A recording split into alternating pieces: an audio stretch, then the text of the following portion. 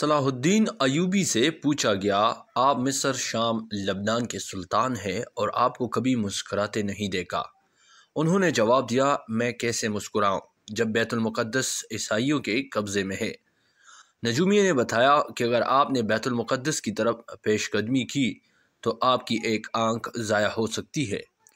صلاح الدین ایوبی نے جواب دیا، تم میرے ایک آنکھ کی بات کرتے ہو، میں اللہ کی قسم کھا کر کہتا ہوں کہ میں بیت المقدس کی طرف پیش قدمی کروں گا، پھر بے شک مجھے بیت المقدس میں اندھا ہو کر داخل ہونا پڑے۔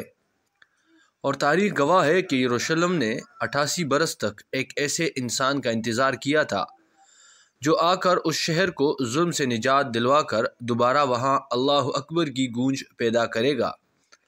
27 رجب کو صلاح الدین نے یروشلم میں قدم رکھا اور اسے فتح کیا۔ انگلستان سے رچرڈ اور فرانس سے فلپ نے مجموعی طور پر 6 لاکھ کا لشکر اکٹھا کیا۔ صلاح الدین نے تمام مسلمان حکمرانوں کو خط لکھے لیکن کسی نے بھی مدد نہیں کی۔ کیا آپ جانتے ہیں کہ اس وقت 3 مسلم خلفاء موجود تھے لیکن انہوں نے صلاح الدین کی مدد سے انکار کر دیا۔ صلاح الدین عالم اسلام کی اس حالت پر روتے تھے اور آج تاریخ کو یاد نہیں کہ وہ 3 خلفاء کون تھے۔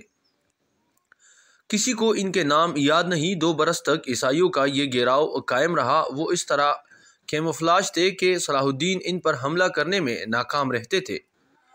یہ وہ دن تھے جب صلاح الدین کو لوگوں نے ایسے دیکھا جیسے وہ ایک ماں ہو اور ان کا بچہ گم ہو گیا ہو۔ جس وقت وہ 3 خلفاء اپنے اپنے محلوں میں سکون کی نیند سوئے ہوئے ہوتے تھے، صلاح الدین ایوبی اپنے لشکر کی صفوں میں چکر لگا رہے ہوتے تھے۔ جب یہ خلفاء مزید پکوانوں سے اپنے پیٹ کی آگ بجھا رہے ہوتے تھے، اسلام کا یہ رجل عظیم ایک عام سے خیمے میں وہی کھانا کھا رہا ہوتا تھا جو ایک عام فوجی کو ملتا تھا۔ رچرڈ شیرول بادشاہ انگلستان کے الفاظ تھے کہ جب تک صلاح الدین جیسا انسان یروشلم کی حفاظت کر رہا ہے، کوئی اس کو فتح نہیں کر سکتا۔ سلطان کی قبر پر لکھا ہے، اے اللہ، اس شخص کی آخری فتح کے طور پر اس کے لیے اپنی جنت کے دروازے کھول دے۔ ناظرین، یہ تھی ایک مختصر سی کہانی صلاح الدین ایوبی کی۔ وہ ایک عظیم لیڈر تھے۔ مسلمان حکمرانوں میں ان کا نام آج بھی یاد کیا جاتا ہے۔